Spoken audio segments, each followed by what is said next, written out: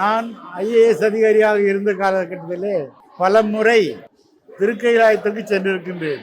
மானசரோவர் ஏரியிலே குளித்து அந்த சிவதரிசனத்தை பல முறை செய்திருக்கிறேன். அடியேன் கைலாயத்திற்கு சென்றபோது, கைலாயத்தை பற்றி உங்களுக்கு தெரியும், ஒவ்வொரு 25-30 பேர் உள்ளதுக்கு ஒரு ஐஏஎஸ் அதிகாரி, ஐபிஎஸ் ஐஆர்எஸ் அதிகாரிகள் யாராவது இருந்ததுன்னா அவங்கள குரூப் லீடராக போட்டு அனுப்புவாங்க.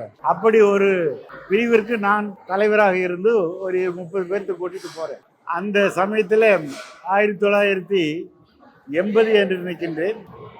அப்போ பெரிய ஒரு புயல் ஏற்பட்டு அந்த புயலிலே எல்லாம் கூட வந்தவங்க எல்லாம் காத்துல பலூர் பறக்கிற மாதிரி பறக்கிறாங்க. 30 பேர்ல தேறினது, உயிர் பிழைத்தது ஒரு 7-8 பேர். நான் என் சுயநிலை வந்த பொழுது தூக்கி வீசப்பட்டு ஒரு திபெத்திய புத்த மடத்தினுடைய வாயிலே விழுந்து கிடந்தேன். அப்போ கொஞ்சம் சுயநிலை வந்து எழுந்து கூட வந்தவங்க எல்லாம் பாதி பேர் காணாமல் போயிட்டாங்க, சிவலோகத்துக்கு போயிட்டாங்க. கைலாயத்திற்கு வந்து இப்படி ஒரு கதி ஏற்படணுமா? இறைவா, சிவபெருமானே, இதுவா உன்னுடைய திருவிளையாடல்?